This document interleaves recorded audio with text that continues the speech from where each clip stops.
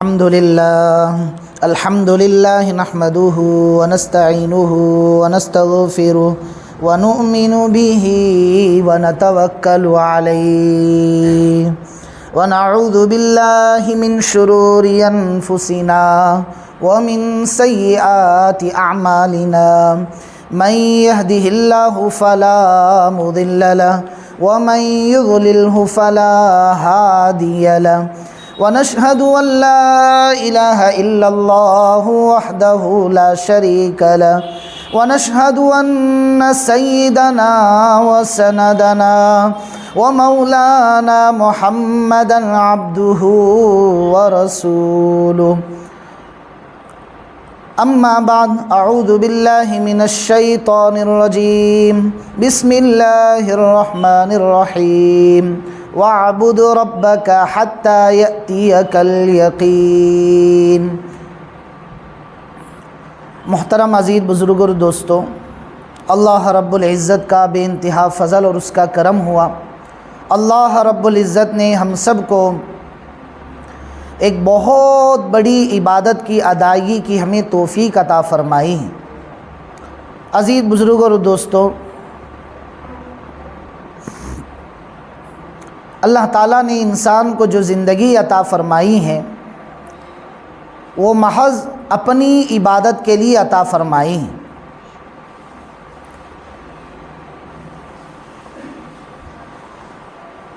زندگی اگر بندگی کے ساتھ میں گزرتی ہے، زندگی اگر بندگی کے ساتھ میں گزرتی ہے تو اللہ رب العزت کے جتنے وعدے اللہ نے قرآن میں ایک ایمان والے کے لیے کیے رکھے ہیں وہ اللہ کے وعدے پورے ہو جاتے ہیں۔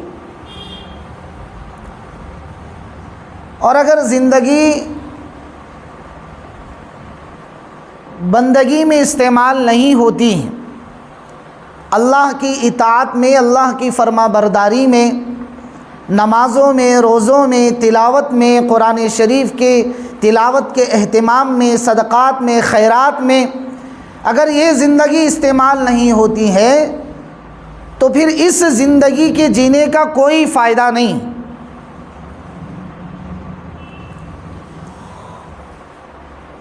ابھی جو میں نے آپ کے سامنے قرآن کریم کی ایک مختصر آیت پڑھی ہے جس کا ترجمہ یہ ہے وَاعْبُدْ رَبَّكَ حَتَّى يَأْتِيَكَ الْيَقِينُ۔ اللہ رب العزت کا قرآن کریم جو ہے وہ حضور اکرم صلی اللہ علیہ وسلم سے مخاطب ہو کر یہ کہہ رہا ہے کہ وَاعْبُدْ رَبَّكَ، آپ اپنے رب کی عبادت کیجئے۔ کتنی عبادت کرنی ہے؟ حَتَّى يَأْتِيَكَ الْيَقِينُ، یہاں تک کہ آپ کو موت آ جائے۔ یہاں یقین جو ہے موت کے معنی میں، اس لیے کہ دنیا میں تہذیبوں کا فرق ہوتا ہے، دنیا میں مذاہب کا فرق ہوتا ہے، دنیا میں ہر ایک کی عبادت کا الگ الگ معیار ہوتا ہے، لیکن دنیا میں واحد ایک موت ایسی چیز ہے جس کا کوئی انکار نہیں کر سکتا ہے۔ مسلمان یہ نہیں کہہ سکتا کہ مجھے مرنا نہیں ہے، عیسائی یہ نہیں کہہ سکتا کہ مجھے مرنا نہیں ہے، کافر یہ نہیں کہہ سکتا کہ مجھے مرنا نہیں ہے۔ غرض ہر مذہب میں موت کو ایک معیار سمجھا گیا ہے زندگی کے ختم ہونے کا۔ تو موت کا انکار کسی مذہب میں، کسی دھرم میں نہیں کیا گیا، البتہ ہر ایک کی سوچ کا، ہر ایک کی عبادت کا یہ فرق رکھا گیا، لیکن موت کا انکار کسی نے نہیں کیا۔ تو اللہ رب العزت اس آیت کریمہ میں فرما رہے ہیں وَاعْبُدْ رَبَّكَ حَتَّى يَأْتِيَكَ الْيَقِينُ، میرے نبی جی آپ اتنی عبادت کریں، اتنی عبادت کریں، آپ اللہ کی رضا کو پانے کے لیے اتنی اللہ کی عبادت کریں یہاں تک کہ تمہیں موت آ جائے، پھر تمہاری عبادت کا مقصد ختم ہو جائے گا۔ عزیز بزرگ اور دوستو، اللہ رب العزت حضور اکرم صلی اللہ علیہ وسلم سے اس بات کا مطالبہ کر رہے ہیں۔ یہاں ہمیں ایک بات اور سمجھنی ہے،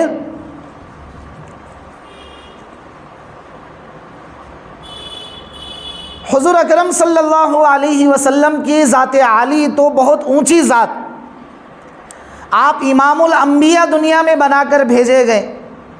دنیا جو اللہ نے بنائی وہ حضور کی برکتوں سے اللہ نے دنیا کو بنایا، دنیا کو سجایا۔ 1,24,000 کم و بیش حضرات انبیاء علیہم الصلاۃ والتسلیم جیسی برگزار اور پاکیزہ شخصیات دنیا میں آئی، لیکن سب جو آئے وہ حضور کی برکت کی وجہ سے آئے۔ اتنی بڑی اونچی ذات، اگر حضور کا پیدا کرنا اس دنیا میں مقصود نہ ہوتا تو محترم عزیز بزرگ اور دوستوں، اللہ نظام کائنات اور مجھے اور آپ کو بھی پیدا نہ کرتے۔ لیکن آپ غور کریں کہ قرآن کی آیت میں اللہ حضور سے فرما رہے ہیں میرے نبی جی وعبد، آپ عبادت کریں، وعبد ربک، آپ اپنے رب کی عبادت کریں، اتنی عبادت کریں، اتنی عبادت کریں حتیٰ یأتیک الیقین، یہاں تک کہ آپ کو موت آ جائے، آپ کی زندگی ختم ہو جائے۔ تو آپ تصور کیجئے، یہ حقیقت میں حضور کو نہیں کہا جا رہا، یہ حضور کی امت کو بتلایا جا رہا ہے کہ آپ اتنی عبادت کریں، اتنی عبادت کریں کہ آپ کو جو ہے موت کا مزہ چکھنا پڑ جائے۔ اور آج ہماری زندگیاں کس نہج پر اور کس راستے پر چل رہی ہیں، اور ہم نے اپنی زندگی کے مقصد کو کس چیز کو متعین کیا ہے، عزیز بزرگ اور دوستوں، وہ آج ہم سب کے اپنے اپنے سامنے۔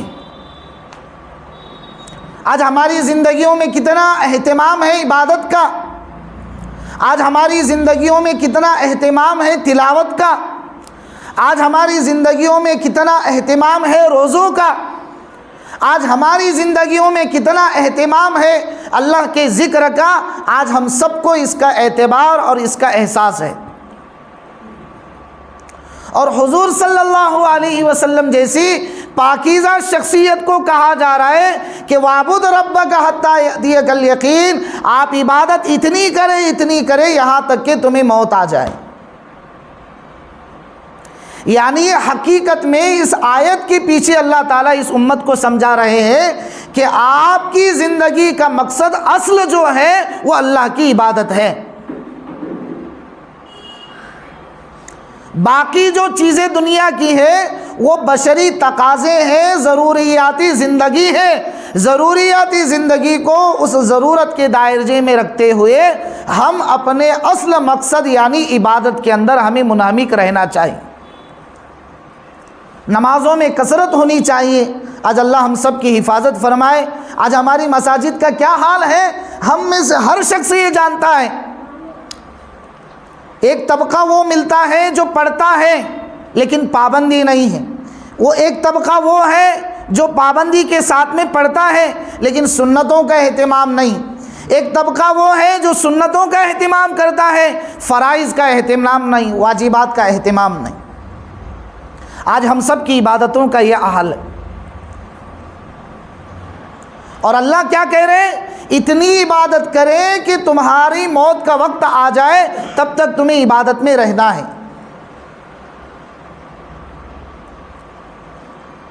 قرآن کریم میں بے شمار جگہوں پر اللہ رب العزت نے میرے اور آپ کے آقا حضرت محمد صلی اللہ علیہ وسلم کو بندے کے لقب سے پکارا ہے۔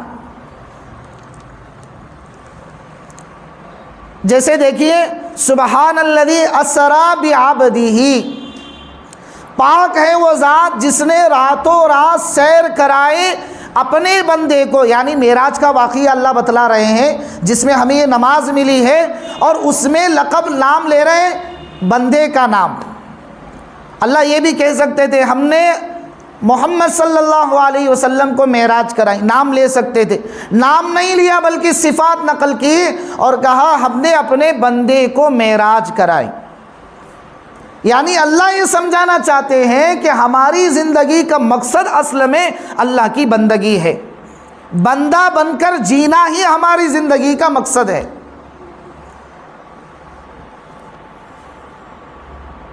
آپ کے سامنے میں اللہ کے نبی صلی اللہ علیہ وسلم کی عبادت کا کچھ حالات آپ کے سامنے پوائنٹ رکھ دیتا ہوں۔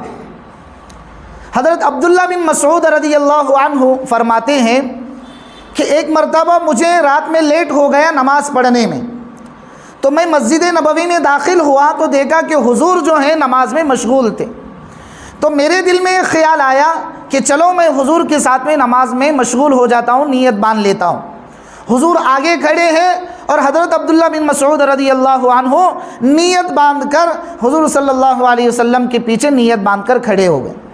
حضرت عبداللہ بن مسعود رضی اللہ عنہ فرماتے ہیں کہ حضور کے پیچھے جب میں نے نیت باندھی اس وقت حضور سورہ فاتحہ پڑھ رہے تھے، تو میں نے یہ نیت باندھی کہ سورہ فاتحہ ختم ہو جائے گا، اس کے بعد کوئی سورت پڑھیں گے اور اس کے بعد رکوع کریں گے۔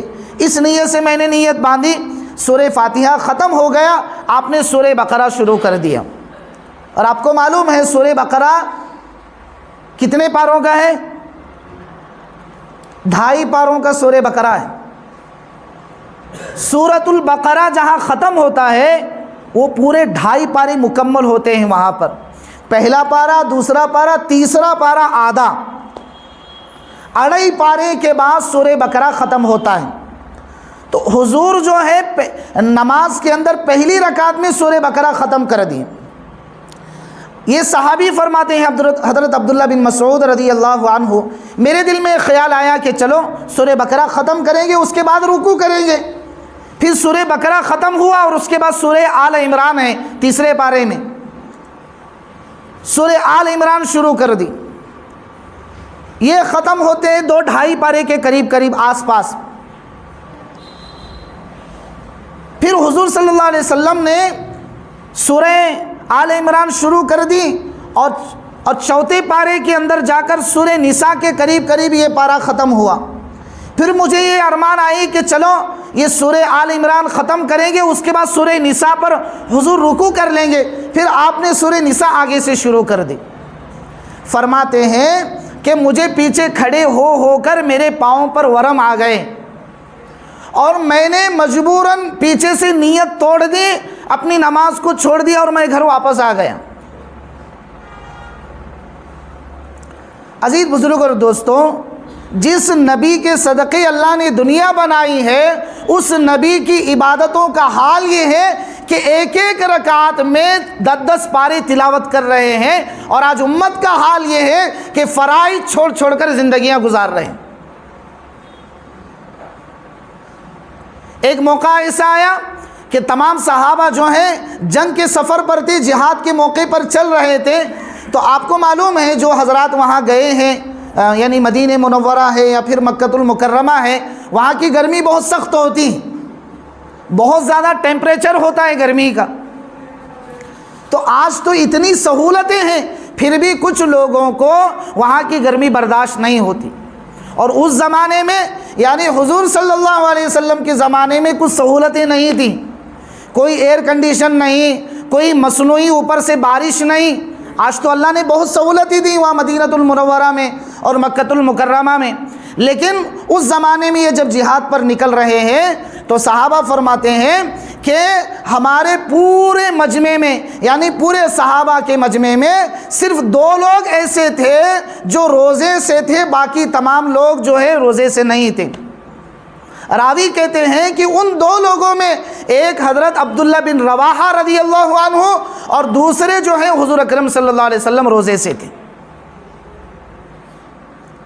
یعنی بتلانا یہ مقصود تھا کہ اللہ کے نبی صلی اللہ علیہ وسلم جو ہیں بندہ بن کر زندگی گزارتے تھے، اور آج ہم انہی کی امت ہیں، ہمیں 2 رکعت سنتیں وزن جاتی ہیں۔ دیکھو آج جمعہ کا حال ہے، ہمارا یہ حال ہم دیکھ لیں۔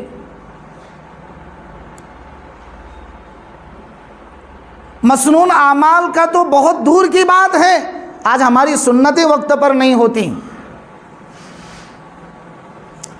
اور فراغت ہے۔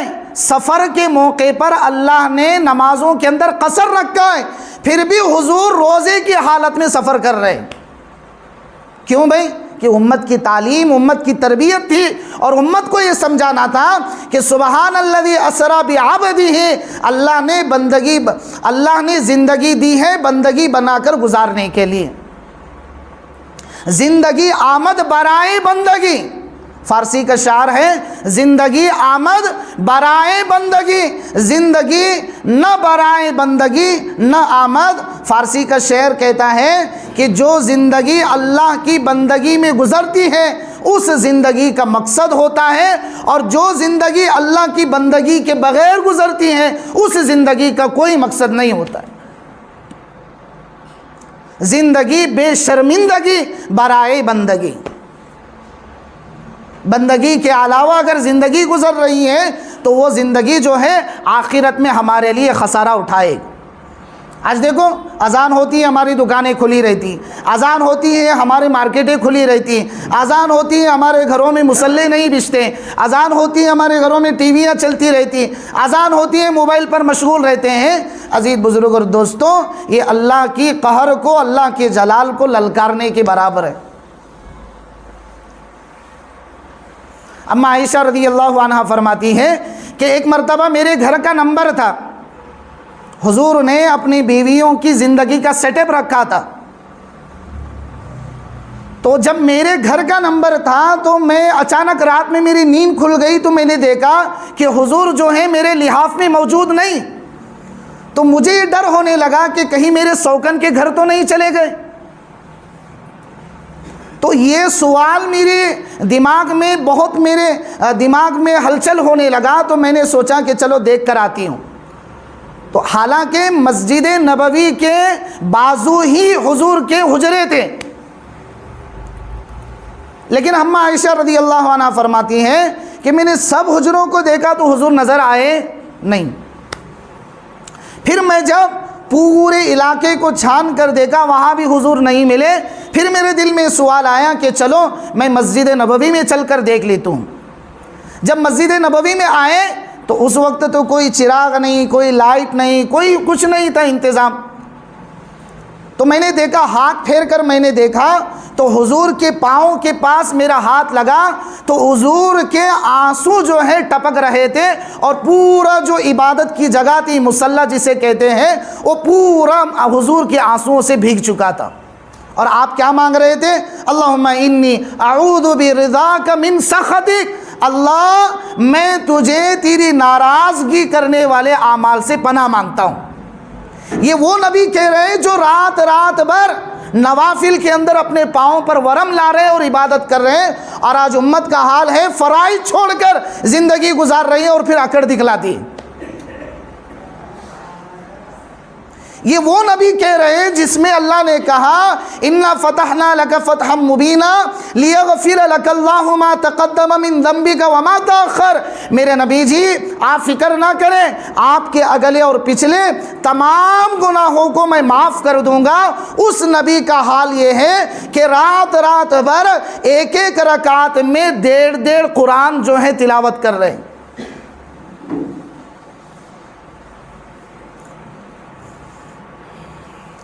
سورہ علم نشرح میں اللہ تعالیٰ فرماتے ہیں فَإِذَا فَرَغْتَ فَانْصَبْ، اے میرے نبی جی آپ جب دن بھر دعوت کے کام سے فارغ ہو جائیں، لوگوں تک اللہ کے پیغام کو پہنچانے سے جب آپ فارغ ہو جائیں تو آپ کی اب ذمہ داری بنتی ہے کہ آپ مصلی بچھائیں اور ایسے کھڑے ہو جائیں جیسے کھوٹا کھڑا ہوتا ہے۔ آپ نے دیکھا ہوگا جانوروں کو باندھنے کے لیے کھوٹے بنائے جاتے ہیں، وہ نہ ادھر ہلتے ہیں نہ ادھر ہلتے ہیں، فرغب کہتے ہیں ایسا دبوچ کر زمین میں گاڑنا کہ وہ ہل نہ سکیں۔ اور اللہ تعالیٰ یہ لفظ استعمال کر کے علم نشرہ میں کہہ رہے ہیں کہ میرے نبی جی آپ ایسی میری عبادت میں مشغول رہیں کہ آپ نہ ادھر دیکھیں نہ ادھر دیکھیں، پوری رات میری عبادت میں آپ مشغول رہیں۔ یہ داعی کی صفات ہوتی ہیں۔ اور آج ہم جان بوجھ کر نماز چھوڑتے ہیں۔ حضرت ابو ہریرہ رضی اللہ عنہ فرماتے ہیں جان بوجھ کر، ہاں دکھ رہا ہے، گھڑی دکھ رہی، دیکھ رہا ہوں، میں بھی گھڑی دیکھ رہا ہوں، ہو گیا ٹائم۔ جان بوجھ کر نماز چھوڑنا یہ آدمی کو کفر میں ملا دیتا ہے۔ اور آج ہماری زندگی آپ دیکھیں کیا حالات ہیں ہمارے۔ تجارتوں کے حالات دیکھے، مہنگائی دیکھے، لوگوں کے اندر اتنی نفرت دلوں میں بھری پڑی، محبت، بھائی بھائی میں محبت نہیں، ماں اور بیٹی کا رشتہ جمتا نہیں، باپ بیٹے کا رشتہ جمتا نہیں، یہ ساری نحوست ہے اللہ کے فرائض کو چھوڑ کر زندگی گزارنے کی۔ اللہ کی نافرمانی جتنی بڑھے گی، عزیز بزرگوں، اور یاد رکھو، ہم بات کرنے سے کچھ نہیں ہوگا، اگر اعمال پر ہماری زندگی آ جائے گی تو اللہ دودھ کی نہریں گلیوں میں بہائیں گے۔ ہاں، یہ چیلنج ہے۔ حضرت مولانا عمر صاحب پالنپوری رحمۃ اللہ علیہ کے ملفوظات میں بات لکھی ہے کہ اگر ہماری زندگی اعمال پر کھڑی ہو گئی تو وہ کہتے ہیں میں وعدہ کرتا ہوں اللہ جو ہے گلیوں میں دودھ کے شہر کی نہریں بہائیں گے۔ دودھ کی اور شہد کی نہروں سے مطلب یہ ہے اللہ زندگیوں میں خوشحالی لائیں گے، گلیوں میں برکتیں لائیں گے، زندگیوں میں سکون لائیں گے، ورنہ دم مارتے مارتی زندگی ختم ہو جائے گی، سکون کبھی نصیب نہیں ہوگا۔ تو وَاعْبُدْ رَبَّكَ حَتَّى يَأْتِيَكَ الْيَقِينُ، اتنی عبادت ہمیں کرنی ہے کہ ہماری زندگی کی سانسیں ختم ہو جائیں اور ہماری زندگی جو ہے اللہ کی عبادت میں صرف ہو جائے۔ تو بھئی کریں گے انشاءاللہ۔ زندگی آمد برائے بندگی، علامہ اقبال کہتے ہیں زندگی آمد برائے بندگی، زندگی اللہ نے دی ہے بندگی کرنے کے لیے۔ تو کریں گے انشاءاللہ، عبادتیں کریں گے، نوافل کا اہتمام کریں گے۔ اللہ تعالی ہم سب کو عمل کی توفیق عطا فرمائے۔